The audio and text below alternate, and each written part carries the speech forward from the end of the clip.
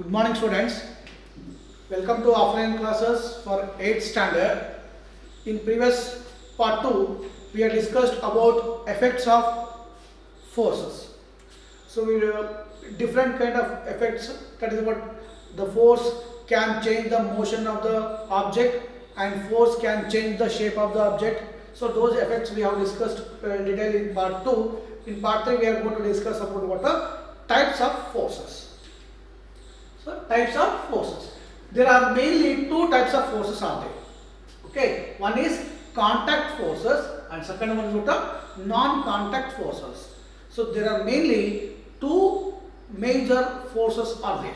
One is contact forces. The second one is what are non-contact forces. Then what do you mean by contact forces? The contact forces are the forces exerted by a one object on the another when they are in contact with each other. So this is called what contact forces. For example, in your home, if you want to lift, so in morning you will go for a bath, so you will carry water, bucket of water. Okay, so bucket of water, it is kept on the floor, so you need to lift that bucket of water.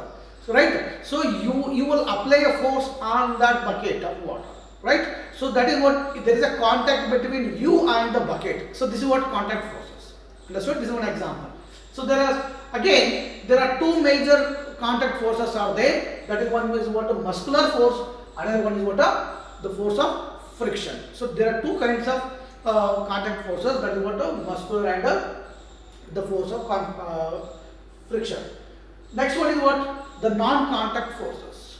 Okay. So then what do you mean by non-contact forces? The non-contact forces are the forces exerted by a one object on the other without any contact with each other. So here we will have a contact with each other, but here there is no contact with each other, but still there exerts a force on one object with another object. Such kind of forces is what we call the non-contact forces. Again, there are some different types of non-contact forces are there. One is the magnetic force. Second one is electrostatic force, and third one is what a gravitational force. So these three are the what a non-contact forces. Okay, so let us discuss one by one about these non-contact force and non-contact force in detail. The first one is what a non-contact forces. In that contact force, the first one is what the muscular force. Okay, so muscular force is the force exerted by the muscles of our body. We use muscular force for our various activities. So here muscular force means what? We use what here? The muscular muscles. See, for example, I have told you. So if you want to lift the bucket of water, you will apply a force on the bucket. So if you want to apply a force on a bucket, you will use what? Muscles. So muscles of our hand, muscles of our body will help us to apply the force on the bucket, so that such kind of forces are nothing but called as what a muscular force. So examples here what so here, so this is what your legs, the muscles of our legs, we are applying a force on the pedals of the cycle, so that help us to move the cycle. The same way how we are applying a force, human being, at the same time even animals are also apply a force on an object by using their muscles. So here, so animals like bullocks, horses, camels, donkeys, elephants, they also apply a kind of force onto the object. So by how they apply? By using their muscles. So such kind of forces are called a muscular force. So you just see here. So here, when the horse are running, so when the horse are running, it's because of what they also apply a force on there, and even camels and even we people are when they are running, when we are lifting something, or when we are kicking something, we are applying a force. Such kind of force what we are using, muscular force. We are applying a force by using our muscles. So that such kind of force what we call a muscular force. Next one is what the force of friction. What is force of friction? The force of friction is the force which opposes the motion of an object over a surface. What happens here? The force which applies the water, it is a force which opposes the motion. See, think that, so when you take a ball, you just roll it onto the ground.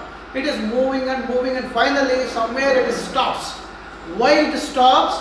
that is it experiences a kind of force from the ground. So that when it stops, when where the ball it stops, it means that it experiencing a kind of force. Such kind of force what we call the friction force.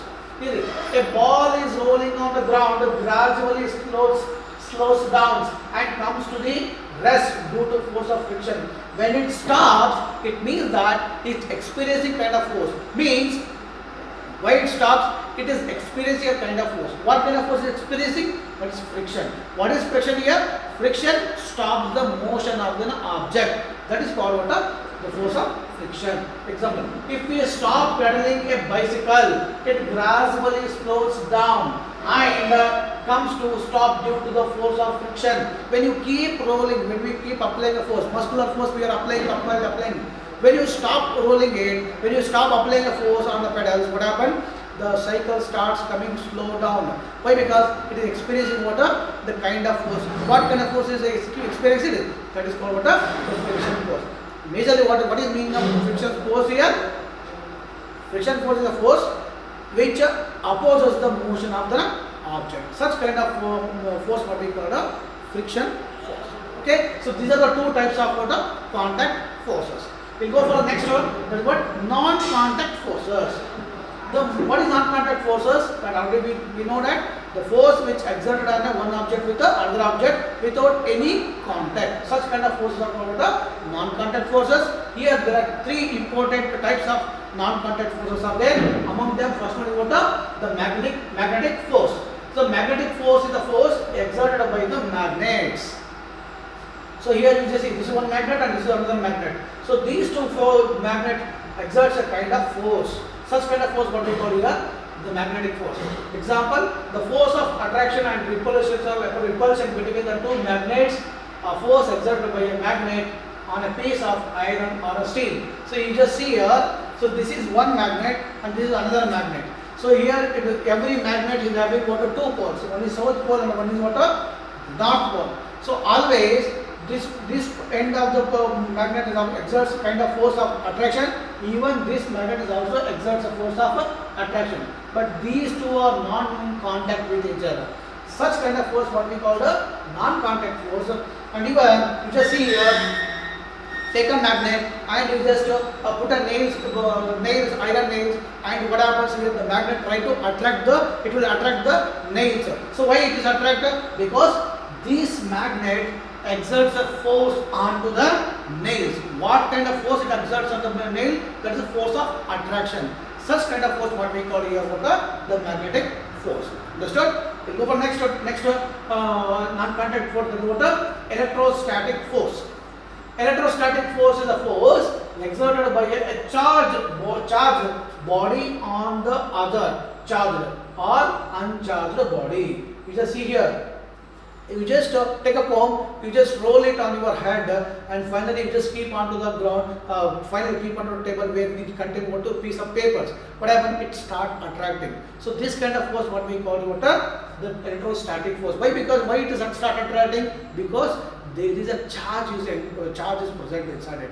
That charge will help us to attract. Example here: a plastic straw charged by a rubbing with a paper attracts a suspended plastic straws. Okay, if you rub it, when you rub it more and more, we'll get water. It gets water, applies a force on that. Such kind of force what we get water?